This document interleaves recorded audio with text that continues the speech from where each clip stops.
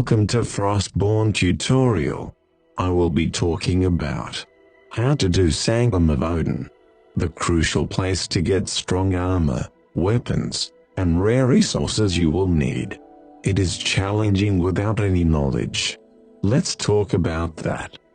The question is, what is the purpose of Sanctum of Odin? Let's start with the pendants. There are 4 different pendants: wood, steel, gold, and magic.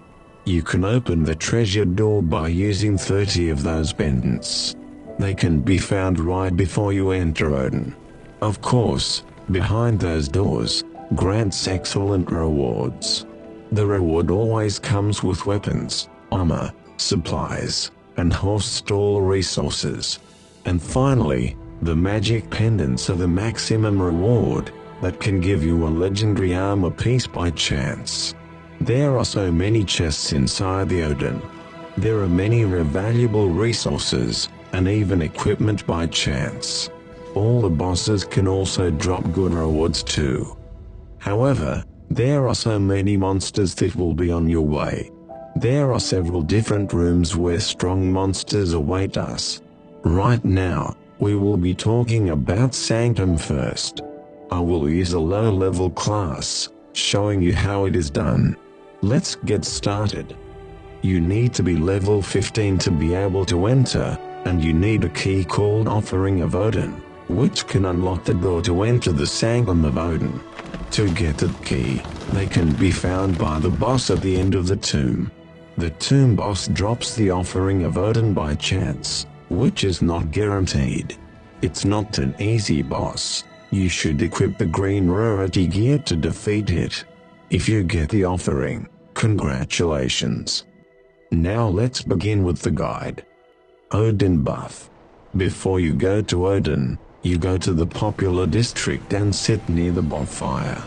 After you sit there for a while, it gives you additional damage at Odin, and it will last an hour. You can always refill any time you want. If you have high gear power, it will give you better buff. Here's the list. Difficulty. There are 2 difficulties, easy and standard. So those difficulties will change the mob's HP and damage, and the loot. The harder the difficulty, the more HP, more damage, and the better the loot.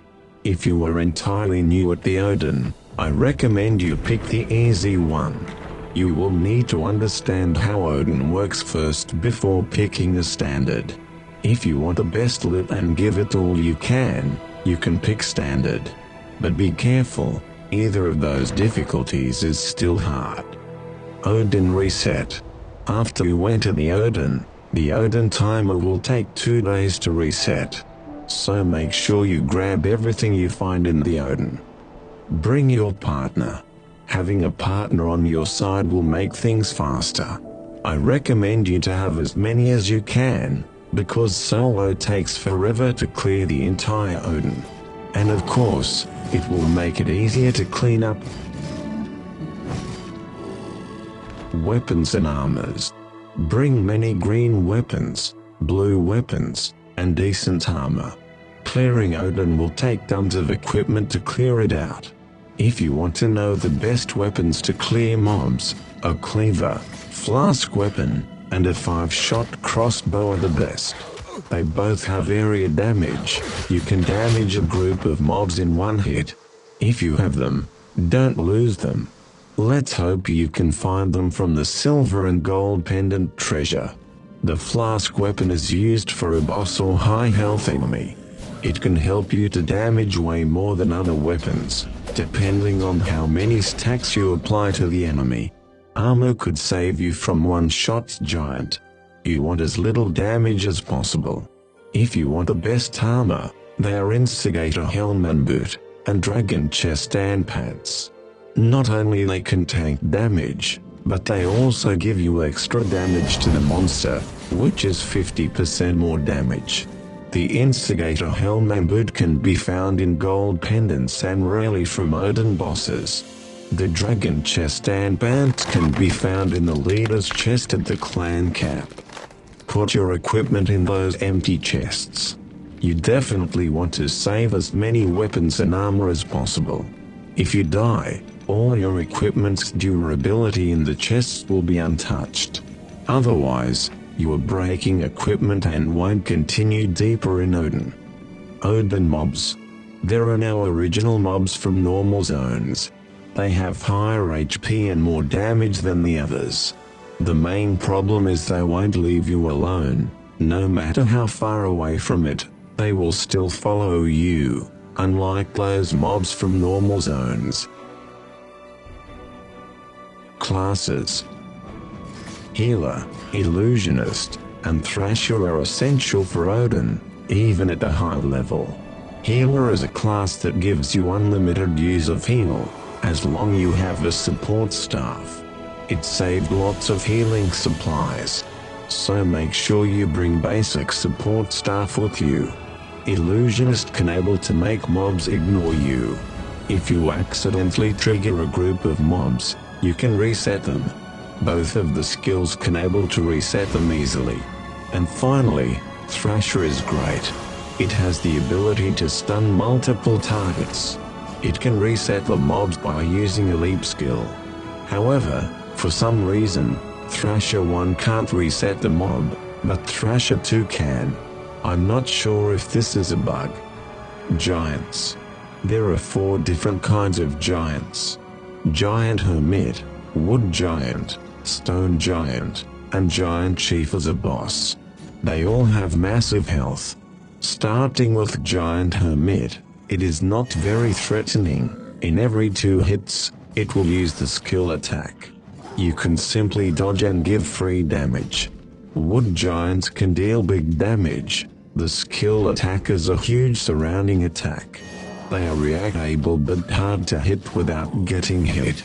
Stone Giants are very dangerous. The damage is extremely high, and they could one-shot you. The skill attack is slamming long distances, and you definitely want to use a ranged weapon to take it down. If you only have a melee weapon, you can bait a skill attack, and then free damage without getting hit. And then Giant Chief is a boss somewhere at the end of the hall. It is another deadly boss similar to Stone Giant. It can deal massive damage and have a skill attack. You can do the same method as you did from Stone Giants. Pendants. Pendants are the way to get great rewards from the treasure. You need 30 to unlock each treasure door. They can be found in the chest and mobs. Giants have a high chance to drop silver and gold pendants. Same thing with bosses. Sanctum Room. You will need to kill Giant Chief to drop the green key to unlock the door. If you make it to the Sanctum, well done.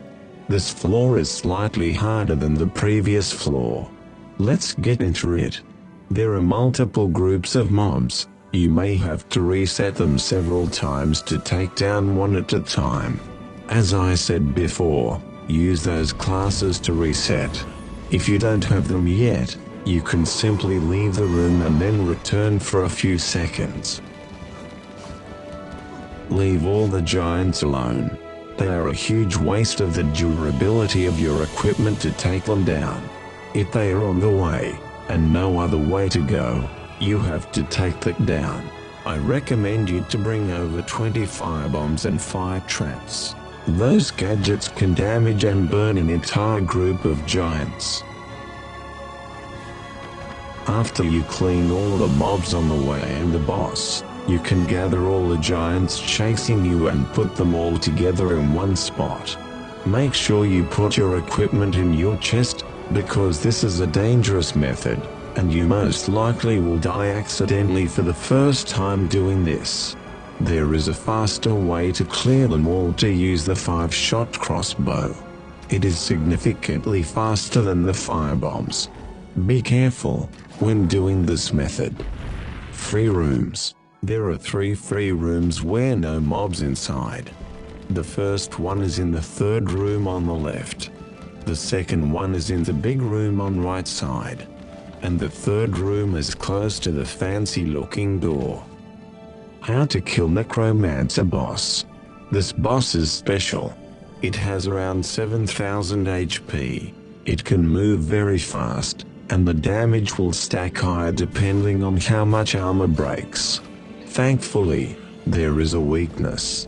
Very similar to other giants, you bait a skill attack. We're a good bit to run faster than Necromancer, so it can't catch you easily. If you have a partner, your partner can lure the boss all around the other player, standing in the middle. This works in the big room, and this method is a bit faster than the other method. Once you defeat the Necromancer, it will drop the key called Forge Key. Defeat 2 more Necromancer, get more 2 keys, and you will unlock the Forge Room. That's all for Sanctum Guide. I hope those guides are helpful. If I missed something, put your comment down below. Good luck with Sanctum, and grow strong, my friend.